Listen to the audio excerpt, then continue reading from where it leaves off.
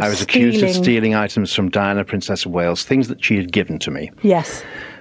And I'd explained to the Queen at Buckingham Palace shortly after the Princess's death that I would not stand by and let everyone else change history.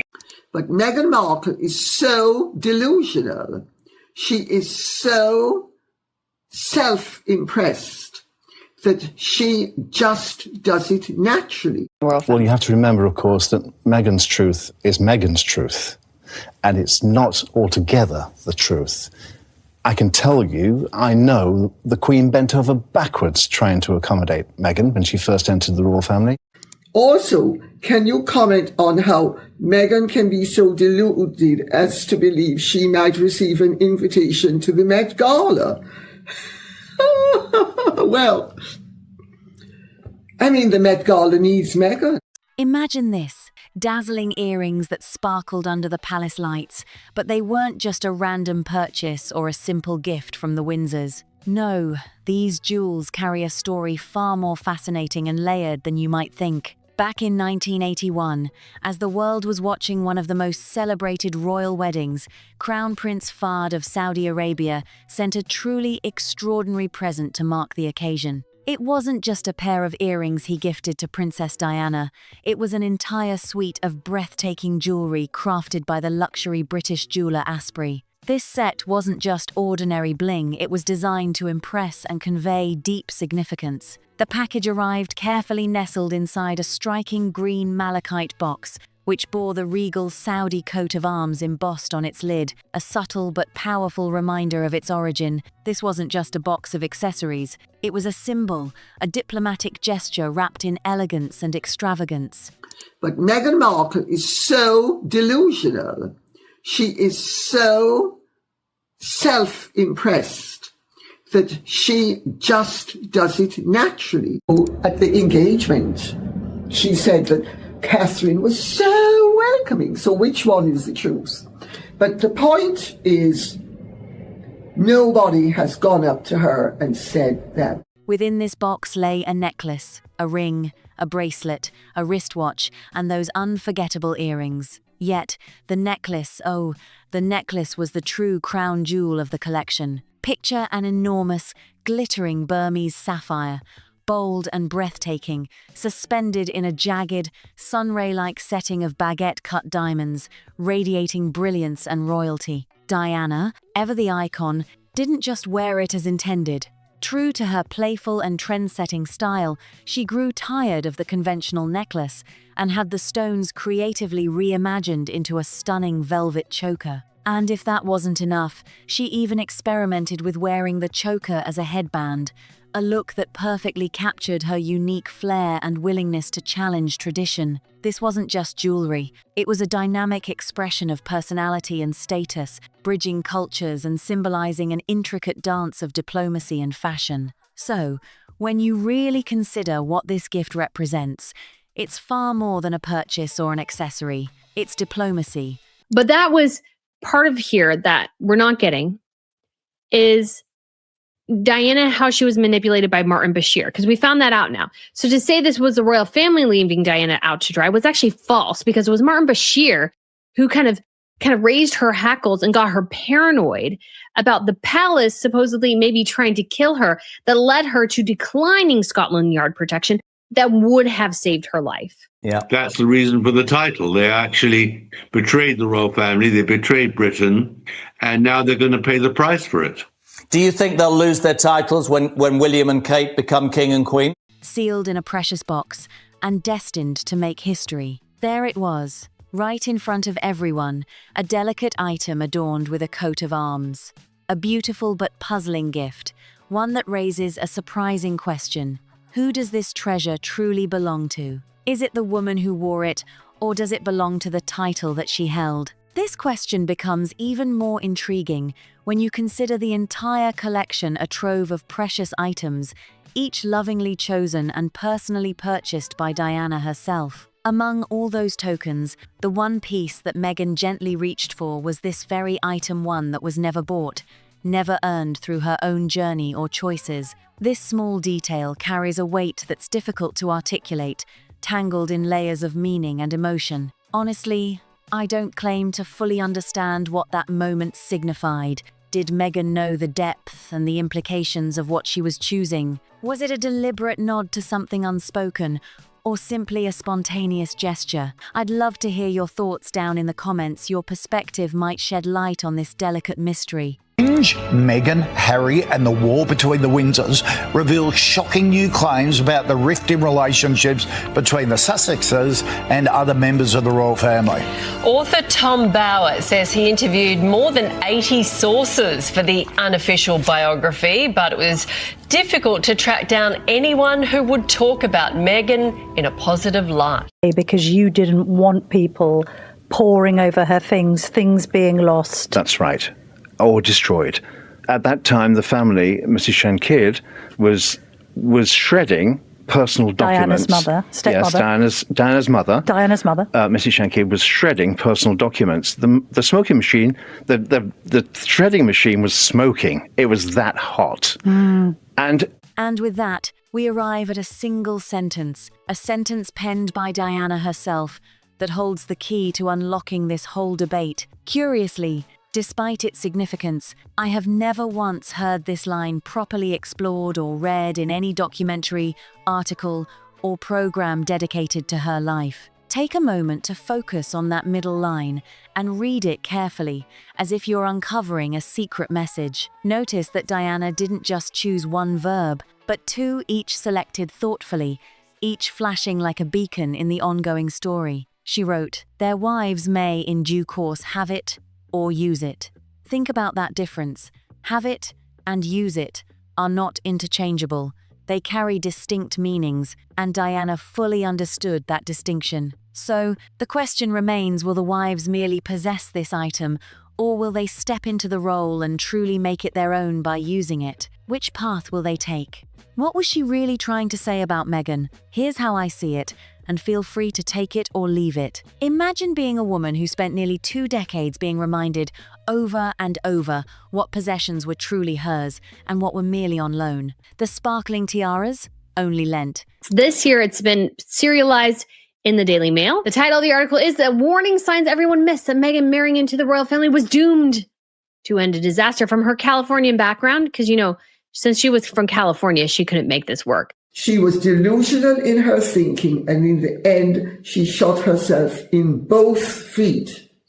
Meghan thought she could politically ruin the monarchy and build a new one in her image. Once you know he's lying about those two things, you can pretty well assume he's probably lying about other stuff, and probably lying then about the relationship he had with Virginia Giuffre, which he's always denied having, despite giving her $12 million to someone he claims he never met. The grand estates also lent, and even her royal title, something so deeply tied to identity, was not permanent. Eventually, they reclaimed that too. So, when she finally sat down to document her own jewelry, the one treasure trove that genuinely belonged to her, she chose not to issue a strict command or a single directive. Instead, she presented 2 very distinct choices. What's fascinating is that these weren't just options about jewelry. They seemed to illustrate 2 entirely different versions of a daughter-in-law, 2 possible futures that she never had the chance to witness. Which version do you think she was bracing to meet? One could argue she was preparing for a kind of calm and supportive relationship, yet the reality she faced was far from that calm. Which were a disaster for Diana. It is what, in the end, forced her exclusion from the royal family. They were furious, rightly understandably so. But she felt, Diana sought the press. This is the crazy thing. Every day there's a new allegation. Last week it was that Harry blamed the media for his mother's being killed by Buckingham Palace leaking in the same way as they leaked against Meghan. Leaked by then to the People magazine, her complaints and the letter to her father. She had started a legal action. She clearly was being, as I say, an agent of destruction. And William went across there because he was furious. And as you rightly say, Harry doesn't say whether he's guilty or not. But we know that by then Harry was equally intent on leaving. Adding another layer to this complexity is the fact that, despite gifting a staggering $12 million to someone who claimed he never even met her, the family dynamics remained unimaginably tense and fractured. If you reflect on the years following Princess Diana's tragic passing, they were undeniably filled with upheaval and turmoil. But even then, such moments were largely unexpected, isolated shocks. What we see unfolding now, though, paints a very different picture, one of ongoing turmoil and tension, not just a sudden blow, but a long, turbulent storm that challenges even the memory of the chaos that came before. The royal family had been navigating one headline after another, from the deeply felt loss of Prince Philip, the Queen's steadfast partner, to whispers about the Queen's own declining health, and even unsettling rumors surrounding the King's battle with cancer. Each event sent shockwaves through the palace and the public alike, fueling an almost constant media frenzy. In the eye of the storm, those close to the royal circle were already bracing for how the palace would handle the mounting public relations challenge. Behind closed doors, confidants speculated on the Queen's quiet, dignified approach, wondering just how she might respond to such relentless scrutiny. Yet, if you asked insiders, you'd find a surprising twist. A royal... Let's stop right there. It's most likely just a coincidence. Lady C, 2 questions, if you please. What do you make of Harry losing his court case? And second, and what about Diana lying on her first job application? Or words to this effect. I do wish you'd stop telling so many lies. Lying came very easily and naturally to Diana. And to an extent you can see why, because she witnessed the most awful traducing, and remember the one where she lied and the judge more or less said that she lied, but he was going to let her get away with it, Mr. Justice Warby.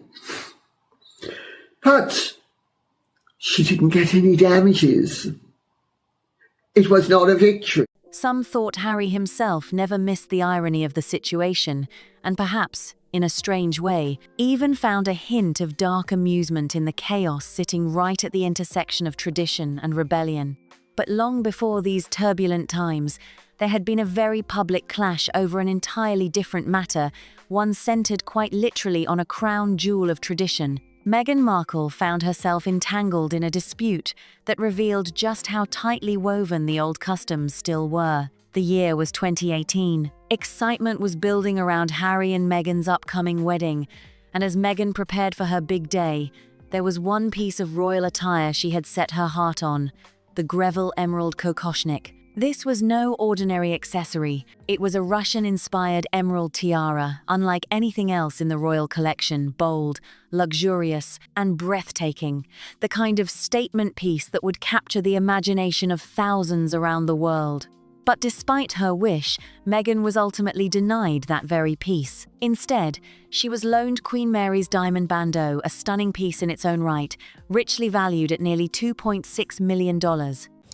It's very hard to think, even in the Diana years, of a more turbulent period, than this, since Diana's death. But that was a one-off shocking thing. This has been a series from the Prince Philip's death, the Queen's death, the King getting cancer. Now for the late Princess Diana's former butler and rock, Paul Burrell. And according to a royal insider, Meghan Markle was, quote, knocked sideways and received a brutal reality check after she was dumped and labelled a grifter by the streaming giant Spotify. And speaking to Closer magazine about how she'll respond to the PR crisis. It gleamed with centuries of history, yet it lacked the unique, vibrant drama of the emerald tiara Meghan had hoped for. The heartbreak didn't just stop there. Just 6 months later, during Princess Eugenie's own wedding at Windsor Castle, It was Eugenie who proudly wore the coveted Greville emeralds, stepping into the spotlight with the very tiara Meghan had longed for. At its core, this controversy wasn't just about jewelry or fashion. It was a vivid reminder of the complex and often rigid gates that govern access within the palace walls. Prince Harry himself later revealed the family had formally requested the late Queen's personal dresser and curator, Angela Kelly, to send the tiara for Meghan to wear. But despite that request, the answer was no. Let everyone else change history. What was happening at that time, there was an attempt to rewrite Diana's legacy and her history. There was no one there to stop it. I said to the Queen, I do not have a legal right, but I have a moral obligation to protect my princess in death the way I did in life. And that's what I did. Right or wrong, that's what happened. The Queen stood there, accepted that. Now, just before I was about to give my evidence in the courtroom, the Queen came forward and said, but Paul told me all along what he was doing. He was protecting Diana's world. The case was mounted on the fact that I'd told no one, that I did this all by myself. And the fact that I told the Queen, the case collapsed. The Queen's intervention, the first time a monarch in British history had intervened in a criminal court case. The Queen did it for me. But she may have been doing that to protect Diana and not you. I never asked her that. I don't know if that's the truth. But you took the stuff away because you didn't want people poring over her things being lost. That's right. Or destroyed. At that time, the family, Mrs. Shankid, was shredding personal documents. Diana's mother, stepmother. Yes, Diana's mother. Diana's mother. Mrs. Shankid was shredding personal documents. The smoking...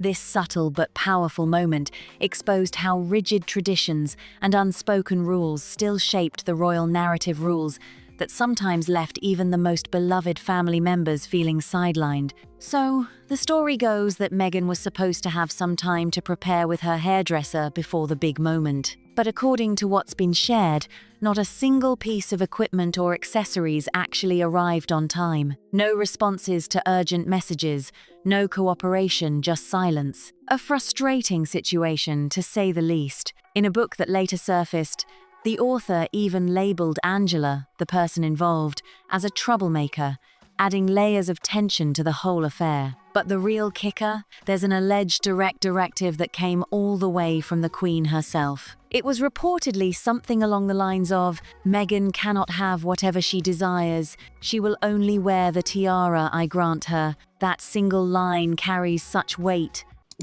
Patricia says, Dear Lady C, if the children have, as we all think, only Harry's DNA, why can't he take them to the UK and raise them away from the fake mother?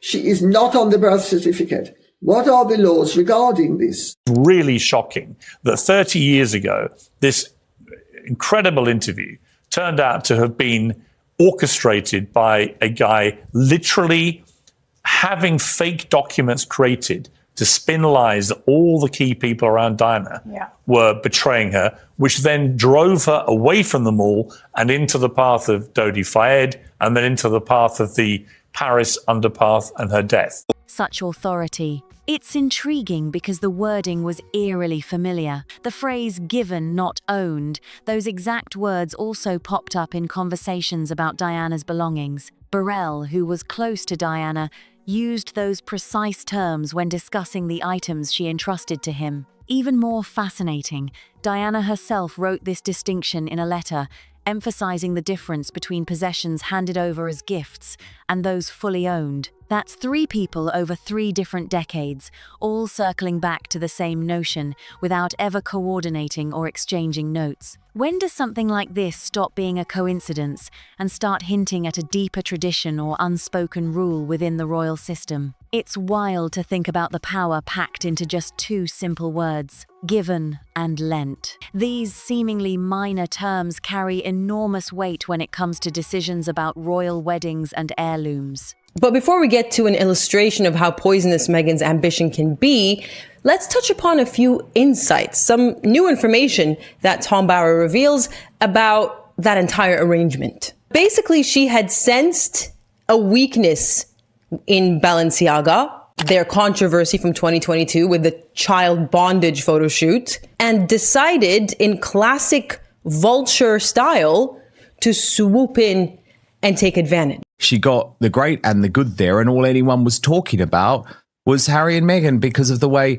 that they chose to escalate something that was quite small into a major international scandal. This is what they do. They can just never shut up. Interestingly, at the time, very few people noticed or questioned it. It was just part of the background noise of royal protocol. And sure, if this was all just about a tiara from nearly a decade ago, one might say, all right, old story, move along. But when you dive into the layers of tradition, unspoken rules, and the subtle tensions between the old guard and the new, it turns into something far more compelling than just a piece of jewelry. The story doesn't just sit in the past, it reflects ongoing struggles and meanings that ripple through the royal family's history. Picture this, a heated disagreement, not on the palace grounds but thousands of miles away, across the Atlantic, unfolding quietly around a dinner table in sunny California. This month, the very same tangled story surfaced again, except this time, it involved none other than Martha Stewart, the 85-year-old domestic icon known for her immaculate taste and a presence that commands attention even at her age. Martha appeared on a glossy magazine cover, casually mentioning she had been seated near Meghan at a recent dinner, overhearing Meghan chatting about just having returned from the palace. It seemed like a small, harmless detail, but as soon as the pages went to print, the plot thickened. Shocking new figures have revealed the true extent of Meghan Markle's financial disaster with the Was Never brand, as she seems to collapse under the weight of berries. More berries, berries, berries. She's got to sell them, folks. The expiry dates are coming. It's seriously fantastical. The only other person I know in public life who has been such a brazen liar and has told so many tall tales is Meghan Markle. Well, if you look at the photographs of him crossing the line, both legs are the same size. Just 4 days later, the dinner's actual host stepped forward, not to add another layer of chatter, but to firmly contradict Martha's version of events. According to the host, that entire narrative simply wasn't true. So, right there, in that intimate setting, one person's memory or interpretation directly clashed with another's. And here's where it gets really intriguing. The response from Meghan's team, the part that made people pause and take note. They didn't just issue a statement, they crafted a subtle, almost cryptic response that challenged the story without outright calling anyone out. Their message? That when Meghan was asked about her European trip, she gave a polite, simple answer. That was it. No grand tales of palace corridors or whispered secrets, just a pleasant mention of a holiday. Then came the twist. They suggested that Martha might have been confused. Imagine that a woman of 85, a respected figure in her own right, possibly mixing things up at a dinner conversation. But the closing line was possibly the most telling. But we remain fans of Martha, a compliment wrapped in an unmistakable hint of skepticism. It was polished, diplomatic, and yet dripping with a quiet challenge. No matter how warm or thoughtful a press release tries to be, it's difficult to soften the blow of such a public contradiction. Just tacky. Scarlett says, Dear Lady C, Meghan Markle dropped her 45th birthday photos today. In this one, she's jumping into a pool. No age, kids, friend. This moment wasn't just a clash of stories. It felt like a subtle showdown played out through carefully chosen words, reminding us that sometimes the most powerful statements come precisely in what's left unsaid. Think about it. Would you actually accept that apology? It's hard to imagine, right?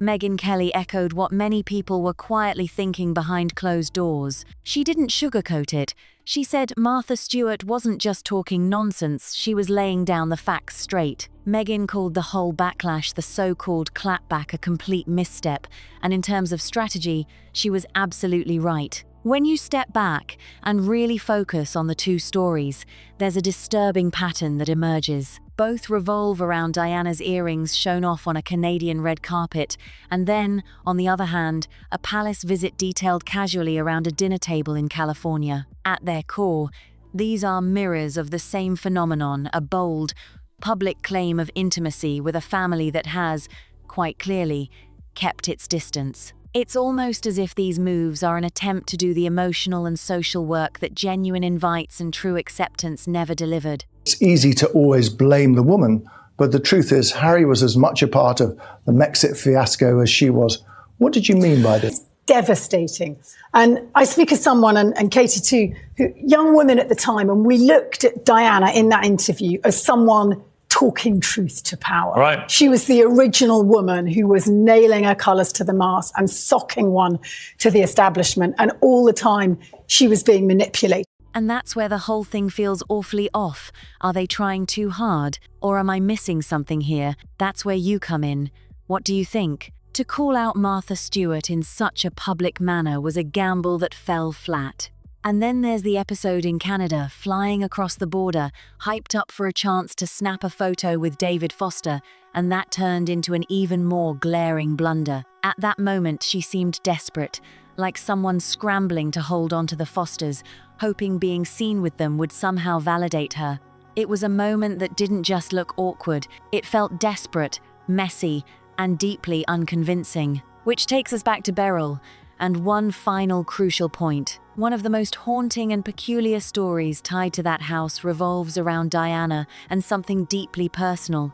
She was never allowed to have a small luxury that, in her world, felt more like a dream than a reality. Picture this moment. It's 1992, just weeks before the world learns that Charles and Diana are parting ways for good. The tension is thick in the air, but Charles makes her an offer that sounds almost surreal. Speaking figuratively,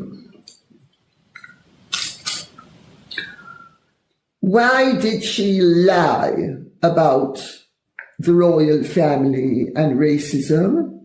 Because she was going to hop on the bandwagon. Once the Queen told her they couldn't be half in and half out, and she couldn't milk commercially her status as the wife of a British. We also need to realize that Diana, after the Martin Bashir interview, and all doors were slammed in her face. Before that, because people weren't 100% sure that she had colluded with the Morton book, and nobody knew that she'd colluded with my book and that I'd pulled the plug on her because I knew that what she was. He says, take anything you want, whatever treasures you see, whether it's the grand clock in the hallway, the silverware set, or anything else in this house filled with priceless heirlooms. It's as if he's willing to give up every material possession in an instant, perhaps hoping to calm a storm that was already raging beneath the surface. But then, Diana's response cuts through the silence like a sharp wind. Instead of asking for jewels, cash, or any of the glittering valuables around her, she looks at the opulent house, heavy with history and riches, and calmly says, I'm taking Paul with me. Now, Paul wasn't a piece of furniture or an object you could touch. He was a person, someone intimately connected to her life, her emotional needs, the protector of her peace. This wasn't just a throwaway comment. It was Diana staking her claim on what truly mattered to her, far beyond material wealth. Charles, on the other hand, warned her, don't invite her here or she'll drag you into her drama, a drama from a completely different world, one that royal life tries hard to avoid. This warning might sound like a simple caution, but it reveals the stark divide between their worlds, a royal bubble versus everyday struggles. That's the essence of this moment. As Diana declared in her controversial BBC Panorama interview, which again, she forgot to mention the Martin Bashir connection and how he manipulated Diana, she won't go quietly. That's the problem. I would have to, again, look into more. The royal couple announced their separation. And as part of that, Charles said to Diana, you can have anything you want. Take anything. What do you want? Do you want the clock in the hall, the silverware? You take it. She said, I'm taking Paul with me. He said, well, you can't take Paul, but I need him because he came from my mama, and I need him for one day when I get to be king. And she said, no, Charles, you said I could take anything, and I'm taking Paul. That's how I ended up back in London. Diana choosing human connection over materialistic treasures. Then there's the royal engagement ring, a symbol that holds far more weight than just a sparkling gem. To the outside world, a ring might seem like just a pretty piece of jewelry, but here it represents something monumental: history, legacy, and duty, all wrapped into one priceless artifact that no one would dare to alter or modernize. As Charles himself implied, you don't redesign an inherited treasure, you redesign something that belongs solely to you. This ring wasn't just a ring, it was a dynasty, a story, a promise encoded in every glittering facet. And Diana's connection to these jewels didn't end there. Many years later, at a wedding reception in 2018, she was honored in a truly touching way. The bride wore Diana's aquamarine ring, a beautiful stone passed down through generations. This wasn't merely about jewelry. It was about carrying forward a legacy, a reminder that these objects are more than possessions. They're pieces of a continuing story. Meghan is a disaster, okay? Just don't invite her, stay away, because you will be caught up into her ghetto drama.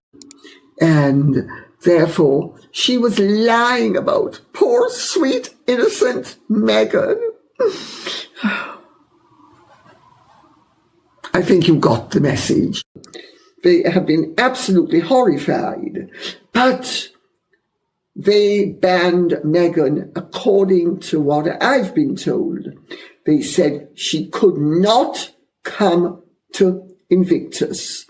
And let us see what is going to happen with Invictus. Chapters of a family's journey through time. Among the collection was a striking big pale blue emerald-cut cocktail ring, one Diana had specifically commissioned after her divorce. This wasn't just any piece of jewelry, it was a symbol, a declaration of new beginnings on what should have been her wedding night. Out of the whole dazzling array, this was the one chosen a choice, loaded with meaning and history. Alongside it were the delicate butterfly earrings she had worn during the Columbia tour, a gold bracelet, and a tennis bracelet that had been carefully reworked into something new and personal. Each one of these treasures wasn't just valuable, they were deeply connected to moments in Diana's life spent far from the public eye, on journeys the palace neither authorized nor oversaw. This wasn't random.